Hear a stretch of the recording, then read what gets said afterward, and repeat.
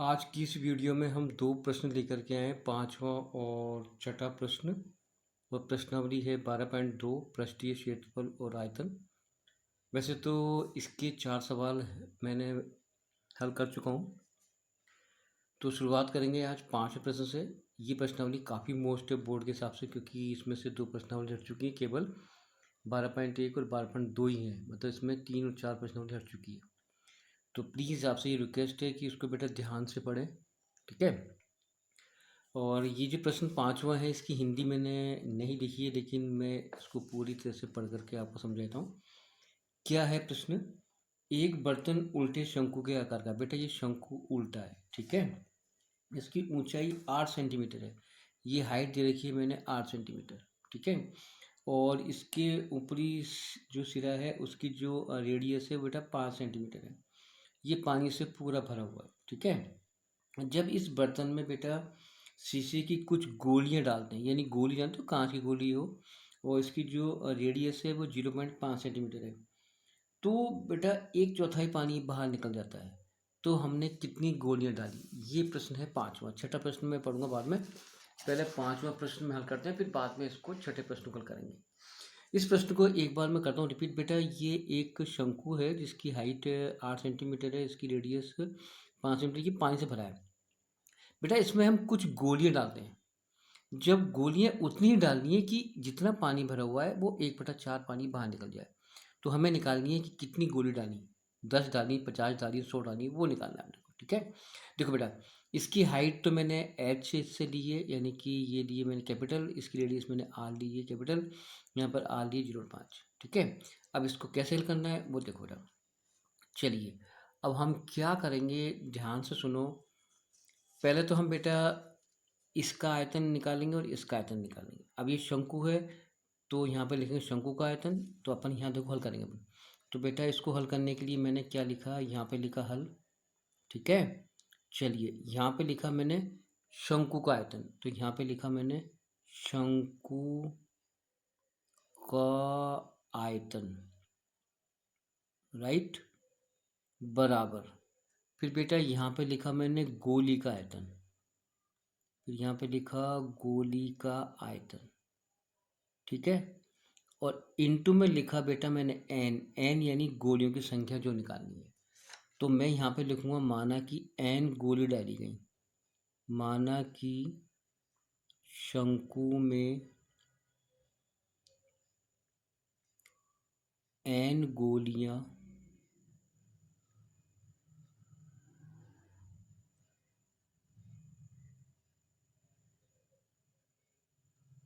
डाली गई, ठीक है।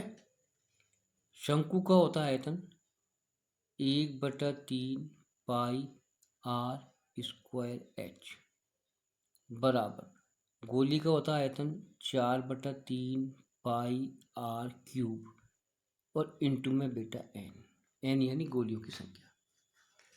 ये तो मैंने उतार दिया। अब बेटा वो क्या कह रहा है कि 1/4 पानी बाहर निकलता है, तो इसको गुणा कर दूंगा मैं 1/4 से, क्योंकि जितना पानी था उसमें से 1/4 मैंने बाहर निकाल दिया, ठीक है। 1/3 पाई आर स्क्वायर, ये तो बेटा पूरे पानी का आयतन कि जितना पानी भरा हुआ है उसमें से 1/4 पानी बाहर निकाल दिया, क्योंकि मैंने उसमें कह रखा है 1/4 यानी कि 1/4 पानी बाहर निकल जाता है, तो मैंने यहाँ पर 1/4 लगा दिया, ठीक है। अब ये प्रश्न बेटा ऐसे, इसको अगर प्रश्न को छोटा करना है तो आप दोनों पक्षों में अगर पाई पाई काट सकते हो, नीचे 3 और 3 काट सकते हो, लेकिन ये 4 और 4 नहीं कटेगा।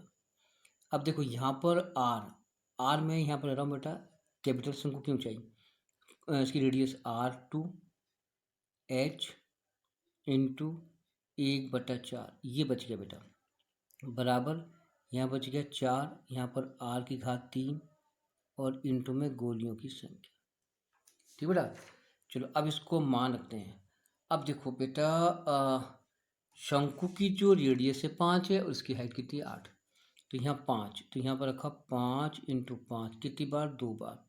एच रखा बेटा मैंने 8, क्योंकि यहाँ पर एच 8 है, और नीचे आ जाएगा 1/4, बराबर। अब देखो बेटा ये है 0.5 किसकी, गोली की त्रिज्या, तो 4 × 0.5 × 0.5 इंटू 0.5 और इंटू में n यानी गोलियों की संख्या। तो बेटा अब चलो अब इसको अपन हल करते हैं बेटा। देखो ये 5 से 5 कट जाएगा तो 0.1 बच जाएगा, ये 5 से 5 कट जाएगा तो 0.1 बच जाएगा। ठीक है, 4 एकम 4 और 4 दूनी 8। ठीक है, अब देखो यहाँ बच गया बेटा 2, यहाँ बच गया आपके पास 4 इंटू यहाँ बच गया 0.1, यहाँ बच गया बेटा 0.1 और यहाँ बच गया 0.5 और बच गया बेटा n यानी गोलियों की संख्या। ठीक बेटा, चलो अब हम n बाहर निकालते हैं। तो n बाहर निकालेंगे तो 2 तो आ जाएगा ऊपर और ये सारी संख्या आ जाएंगी नीचे। 4 इंटू 0.1 इंटू 0.1 इंटू 0.5। ठीक बेटा, चलो अब ऐसे करते हैं, ये हटाया तो 10, ये हटाया तो 10 और ये हटाया तो 10। अब ये सारी दशमलव हट जाएंगी। ठीक है, अब देखो ये कट गया, 2 एकम 2 और 2 दूनी 4, ये 2 से कट गया कितनी बार बेटा 5 बार, ये 5 से कट गया 5, ऊपर बच के 10, 10 ढाई की 100 यानी कि 100 गोलियां डाली, जब जा कर के अपने पास 1/4 भाग पानी बाहर निकल गई। ये आपका आंसर हो गया। ठीक है, आज का जो छठा प्रश्न है वो इस प्रकार से है बेटा कि ये 2 स्तंभ है, स्तंभ मतलब 2 बेलन है। एक ये बड़ा बेलन है, इसके ऊपर छोटा बेलन इससे ऐड किया हुआ है यानी कि ये जुड़ा हुआ है। इस बड़े बेलन की जो हाइट है बेटा 220 सेंटीमीटर है और इसका जो व्यास है 24 है। तो व्यास की आधी मैंने बनाई, इसकी रेडियस तो 12 हो जाएगी।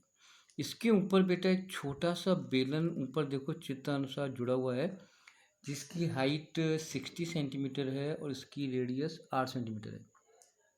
हमें निकालना है बेटा इस पूरे का वजन यानी कि वेट कितना है।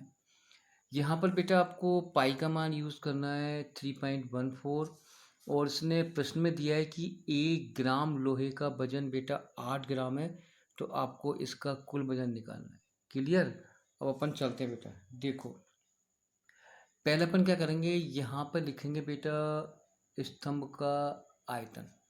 तो यहाँ पे लिखा मैंने हल, अब यहाँ पे लिखा मैंने बेटा स्तंभ का आयतन, यहाँ पे लिखा मैंने स्तंभ का आयतन। ठीक है, स्तंभ के आयतन में बेटा पहले आएगा बड़ा बेलन, पहले यहाँ पे लिखा मैंने बड़े बेलन का आयतन। ठीक है, और ये प्लस कर दिया, फिर यहाँ पे लिख दिया बेटा मैंने छोटे बेलन का आयतन। ठीक है, अब आयतन का सूत्र लगाते हैं। देखो बेलन का आयतन होता है पाई r स्क्वायर h। बेटा ये मैंने स्मॉल लिए नहीं है, बड़े लिए क्योंकि बड़े बेलन के लिए, प्लस छोटे बेलन के ले लिया पाई r स्क्वायर h। ठीक बेटा, यहाँ पर बेटा ओनली पाई कॉमन आएगा, पाई कॉमन आएगा तो यहाँ बच जाएगा r स्क्वायर एच और यहाँ बच जाएगा स्मॉल आर एच, यानी कि ये छोटे बेलन की त्रिज्या, ये उसकी ऊंचाई, ये बड़े बेलन की त्रिज्या, ये इसकी ऊंचाई। पाई का मान इसने दे रखा है बेटा 3.14, तो 3.14 ही हमें इसमें रखना है और कोई मान इसमें नहीं रखना है। ठीक है, अब देखो बेटा हम क्या करेंगे, इसकी रेडियस है 12 और ऊंचाई है 220, तो आर रखी मैंने 12 इंटू 12 2 टाइम इंटू बेटा 220, ये प्लस यहाँ पर इसकी 8 थी, ऊंचाई 60 थी, तो ये 8 इंटू 8 इंटू 60। ठीक है, चलो बेटा अब हम क्या करते हैं, इसको गुणा करेंगे तो ये आएगा 3.14 यूँ को यूँ, इन तीनों को गुणा करेंगे, इन तीनों को गुणा करेंगे तो बेटा गुणा करने पे आता है 31,680। आप गुणा कर लेना, मैंने गुणा कर रखा है, प्लस ये प्लस आ गया, इन तीनों को गुणा करेंगे तो बेटा ये आता है आपका 3840। ठीक है, फिर मैंने वापस चला 3.14 यूँ क्यों लिखा, इन दोनों का ऐड करना है तो ऐड करेंगे। तो ऐड करने पर ये आएगा बेटा, ब्रैकेट के अंदर आ जाएगा, ये आ जाएगा आपका 35,520।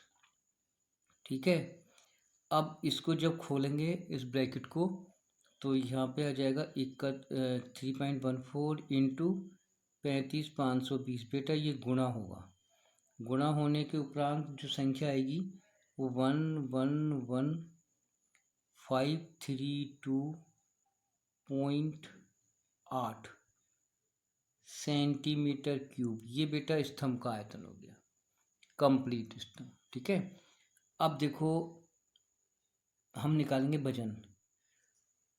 अब क्या दिया है कि चूंकि 1 सेंटीमीटर क्यूब लोहे का वजन ये दिया है, लोहे का वजन जो दिया है बेटा इस प्रश्न में दिया है बराबर 8 ग्राम दिया है। तो हम इसको 8 से गुणा कर देंगे तो निकालेंगे वेट। ठीक है, वेट निकालने के लिए 111,532.8 को गुणा करेंगे 8 से तो ये बेटा ग्राम में आ जाएगा। तो ग्राम में देखो कितना आएगा, 8 8 64 हासिल का 6 बेटा, 8 दूनी 16 और 6 हो गए बेटा 22 हासिल के 2, 8 दिया 24।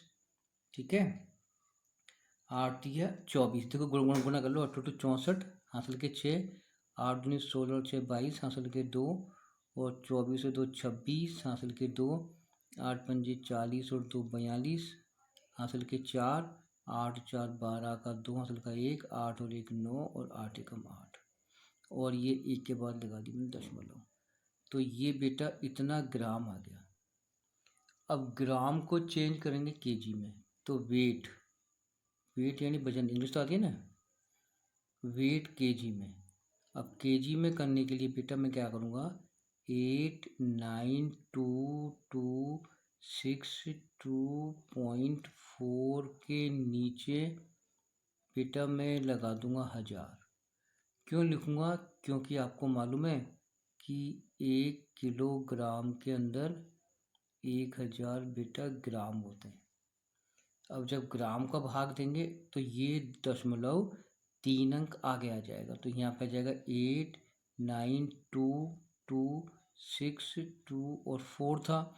अब ये दशमलव 3 अंक आगे आ गया तो ये आपका यहाँ पे आ जाएगा।